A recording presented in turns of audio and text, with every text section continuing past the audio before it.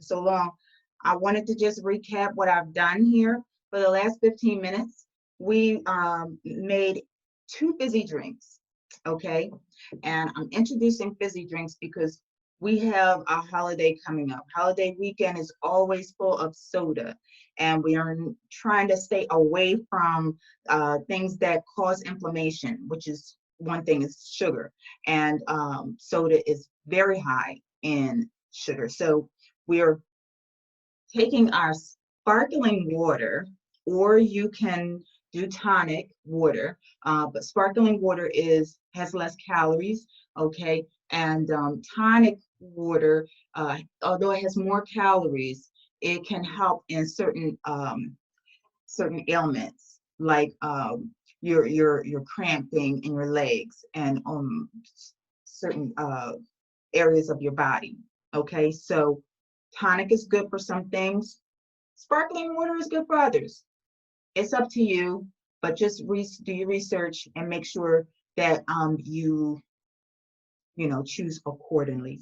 So we took a cup of the sparkling water and 3 tangerines and 1/2 a lemon to make a nice fizzy orange drink.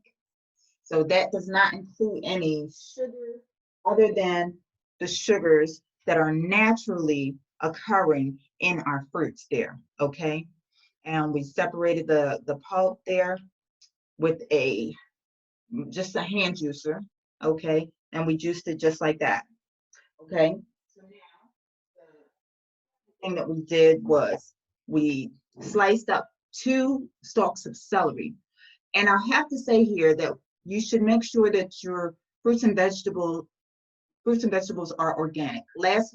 In last week's lesson, I forwarded you the list of the Dirty Dozen, the ones that really, really should be organic. If you have them on your list, those Dirty Dozen should definitely be organic. Celery is one of them. So we took 2 stalks of celery, put them in a mason jar, and filled up the mason jar with our effervescent water, our sparkling water. And then you want to make sure that that seal is real good so that you keep that effervescence in the container. So after that's finished soaking, couple of hours, overnight, whatever you do, you have a nice, bubbly, effervescent celery water that you can keep in your mason jar. And you can also chop up that celery, put it in a salad, okay? Put it in something and enjoy that celery. We want to make sure that we are utilizing all of our food, that we're not wasting food, okay? So even with the skins of the fruits and the skins of the vegetables, you want to use them to the max so that you can get the best bang for your buck. Now, we're moving on to another fizzy water drink. So I have kiwi here, okay? So my kiwi, I would just take the kiwi after I give it a nice bath, and normally I soak my veggies and my fruits in water with just a splash of apple cider vinegar, okay? There are a lot of nutrients in the skin of our fruits and vegetables. So I encourage you to just use the skin as much as possible, even in a situation where you're just soaking it, okay? And here you have a nice cut up piece of kiwi. So with this kiwi, you would just put it into your glass, all right? And you can add some ginger, okay? So I have half a kiwi and some, well, I'm going to grate the ginger, and I'm going to keep my skin on. I'm keeping my skin on my ginger, right? Because there are so many nutrients just below the skin. I don't want to compromise that. I want to use my skin. So I put the whole ginger into a bath of apple cider vinegar water, as I described it before, scrub it, and then I'm using it. I'm going to use it because I don't want to sacrifice any of my nutrients. And I take just a little of that ginger. You don't need very much because ginger is hot. Ginger is very spicy, right? So you put that, a little bit of that ginger into your glass, just a little bit. I would say no more than a half a teaspoon. Okay, because it's very hot, it's very strong. Then you take your fizzy water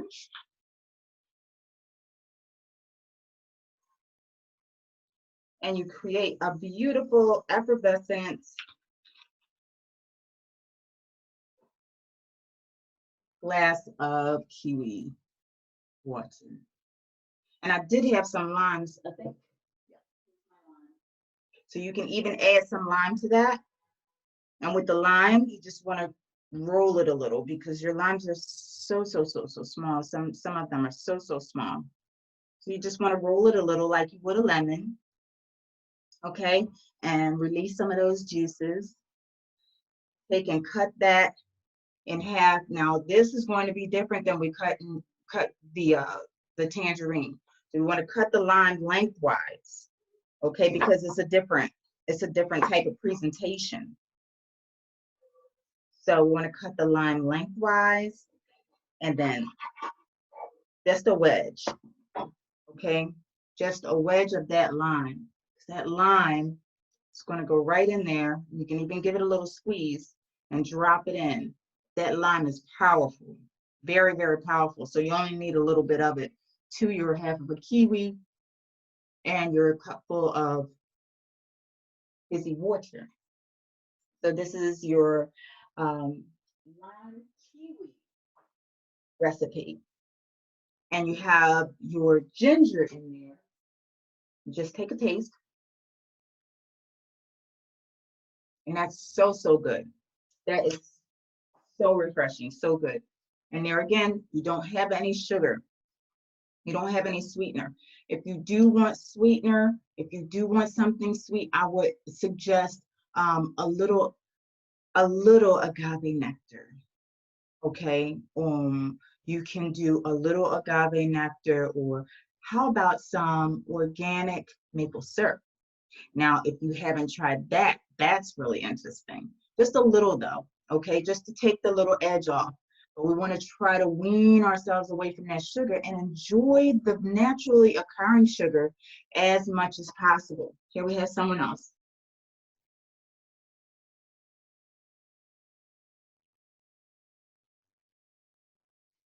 Okay, thank you for joining. All right, thank you for joining. All right, so now moving on, we want to give you a, instead of a, let's see, we want to use a cucumber. How about this? We use a cucumber, okay? You can use a cucumber the same way that you did the celery, okay? And with the cucumber, the same rule applies with the cucumber. It is high on the list of your veggies that are laden with pesticides and herbicides. So make sure your cucumbers, your celery, your apples, anything like that are going to be organic. And I will, if you didn't attend last week, then I will put this Dirty Dozen list back up onto the Facebook event page, and you can look at it on there again. Or I'll send it out with the email and the notes from this class. Now, I also wanted to introduce you to another drink, one that we had discussed last week, and I thought that it would be really good to reintroduce this week. The pineapple is really high in vitamin C, and it helps to boost your immunity. Okay, so you have the pineapple, and it is it's delicious. It's flavorful, full of flavor, and it has a really good, it's nice and sweet, okay? So it's nice and sweet already. So what we did last week was we took the pineapple skin and we boiled it with a cinnamon stick and pineapple skin. So you have your pineapple, okay? You have your pineapple, and you cut your pineapple like so. Just be careful. This table is kind of high, so you normally wouldn't have so much difficulty cutting because you have much better leverage. But I have a high table. So you cut the top of the pineapple and the bottom of the pineapple off. And I'll just make sure to show you what that looks like. Okay, so the pineapple is cut, right? Now you can slice the skin off. And when you slice the skin off, you put it in a pot. You put it in a pot. So making sure that you wash it off thoroughly. I'm cutting it too far away from the skin here, but that's just because I'm cutting on a high table. So normally you would just cut very close to the skin. Then you put it in a pot of water with a cinnamon stick, the skin of 1 lemon, and you can add just a little bit of clove if you like, and some ginger, about 1 inch of ginger. And you could grate that ginger or cut it. I like to grate my ginger because I feel that I'm releasing the nutrients more so when I grate the ginger. So there is a diamond in the rough in the middle of this pineapple that I'm trying to get to because I want to show you something. It's called the core. The core of the pineapple is really, really high in nutrients. You don't want to throw it away, okay? What you want to do is find yourself, hold on one moment.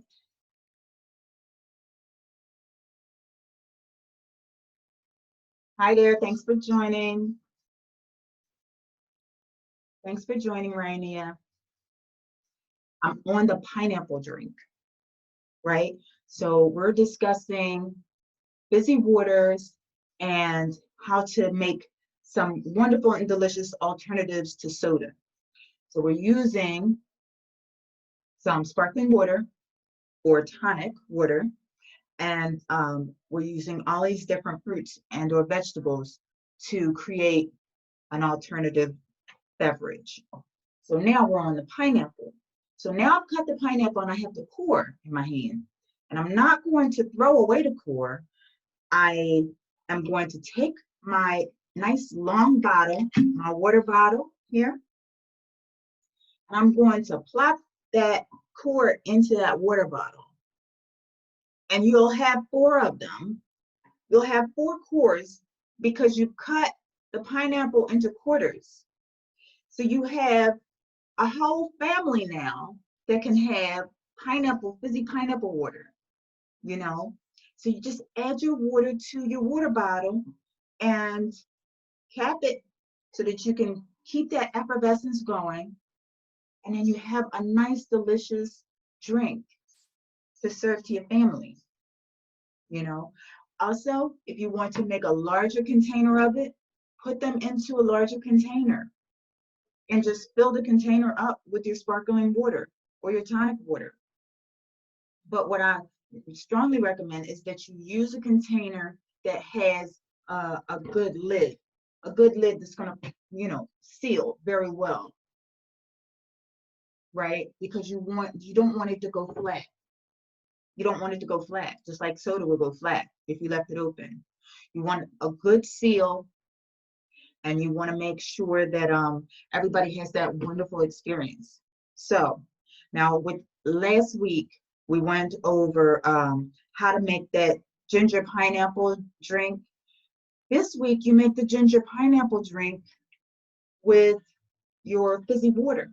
Okay, so after you boil your pineapple skins and your cinnamon stick, your lemon skin, okay, you put, and your ginger, you put your pineapple water, okay, into your jug or wherever you're going to put it, into your cup or your glass, and then you put your fizzy water in with it.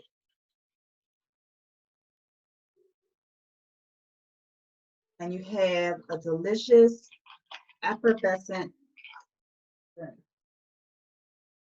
Now these, there's one more that I wanted to share with you, but if you go back to your notes on, oh, and we're running out of time, but if you go back to your notes about the cucumber water, right now it's time to harvest the dill, okay, the lemon balm, the spearmint, and here I have some chocolate mint. With your cucumber, you can just take some of your dill that you harvest and chop it. Chop some of your dill up in that water. It is a wonderful flavor. That is the bomb. It's just so, so good. And your body loves this, okay? Because the nutrients that are contained in these fresh vegetables, herbs, and spices are ready to work with your system. So in order for us to overcome our illnesses, our underlying diseases and illnesses, we have to feed our bodies with these types of good nutritious foods. The kiwi, very, very high in vitamin C. The lemons, very, very high in vitamin C. But the pineapple is more potent than oranges or lemons for the, you know, the vitamin C that will help you produce the antibodies to fight against this virus. So this is another thing. Last thing I wanted to mention to you. With your pineapple water, you can also put a little bit of your cherry juice. This is concentrated cherry juice. Cherry juice is good for inflammation, for pain, those suffering with gout. You should look this up, cherry juice. This is concentrated cherry juice. And all you would need is for a container that is this big. This is about half a gallon, okay, container. You would just use, let's see, a quarter of a cup of your cherry juice to some sparkling water and add some ginger and add some kiwi and add some lemon, and you have a wonderful alternative to that awful sugar-laden soda. Okay, so I wanted to make sure to mention the mint is in its full glory right now. So take advantage of this. Is chocolate mint. You can make a chocolate mint and cherry water, you know. But when you get your mint or when you get anything off of, your harvest, you harvest it. You take the leaves and you just twist them. You twist them to release those oils. Okay, that's called muddling. So you muddle it in your fingers, or you can muddle it with a spoon and then drop it into your container and then pour the water over top of that. You drink it and you enjoy those flavors. This is chocolate mint. Right now, I'm having a whole lovely session in like aromatherapy. It is just amazing how many nutrients are in these natural fruits and vegetables and herbs. So if you have any questions, you can unmute yourself. We have just a few more minutes, and I would love to hear your voices and hear what you have to say. Any takeaways that you have, anything that you want to ask from last week's session, we can go ahead and do that. If you want to contact me, then you can feel free to reach me at www.calendly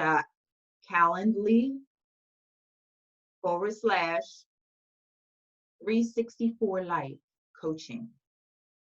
Or you can go on my vegan page on Facebook. It's called Vegan Plate Please. And if you like the page, give me a thumbs up there. I'm always liking that. So have a whole lot of information on my vegan page. It's been in effect for about 6 years now. So it's a wonderful resource, and it's there for you. I am here for you. Enjoy your weekend. Shona? Hi, Tina. Okay, Q&A, right? So my question is, how long can this our flavored waters last before? And that's one. And two, do they ferment if we keep them too long? Do they have to be? And three, do they have to be chilled? The other question. Okay, so you can add. Okay, I'll start with the last one. You can add your ice to your drinks if you like. I always like to encourage you to drink your waters at room temperature because it doesn't invade the body system. Okay, anything taken, a cold drink takes your body out of alignment. So we're trying to keep our body in alignment as much as possible. So drink your water at room temperature. If you must, you can add ice, but I always recommend that. Now, as far as the fermentation, if it does go past a certain amount of days, maybe 5 days, then it will start to ferment. Okay, not all fermentation is bad though. So contact me for more information on that. Okay, because fermentation is actually good for the gut in some cases. Okay, and then what was your other question? How long can it last before? How long can we hold the water before we have to throw it out? Okay, so I always say that there's a 3-day rule. You know, some people might like to stretch that a little bit, you know, but rule of thumb, there's a 3-day rule, you know. But like I said, talk to me a little bit more about that fermentation because not all fermentation is bad.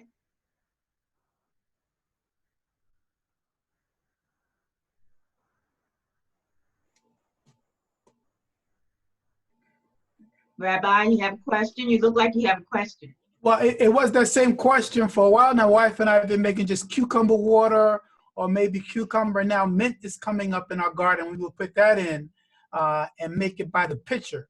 And so like the other young lady, I was wondering, you know, how long should that stay there before you have to change it out? Sometimes we put lemon in it too. But if we're drinking enough, it shouldn't last more than 3 days. So I guess that's the answer to my own question. Yeah, exactly. So yeah, you have to stay hydrated during this crisis right now. You stay hydrated as much as possible with good hydrating and nutritious drinks. Okay. One of the things that the experts are recommending is to drink as much water as possible. This is a wonderful opportunity for us to explore some really delicious waters. So there's another recipe I'd like to give you on the way out here. It is spearmint and lemon balm. Spearmint and lemon balm water with some of your maple syrup or your agave nectar. It is so good. And just like you would, I would take like the whole thing, the whole spearmint, and just take and squeeze it and just twist it to get all of the nutrients out of the stem, out of the leaves, and out of everything, the lemon balm, and just put it right into your container. Just right into your container like that. And fill up that container with that water, and you have a delicious, wonderful experience with that lemon balm. Lemon balm is also a ground cover, like the mint. So you put those two together, and you have a powerhouse, delicious drink to serve you, your family, and your guests. So with that, we are running out of time. I want to say thank you to everyone who joined us. And Jonathan, I'm so sorry that you came in at the tail end of everything, Jonathan, but welcome.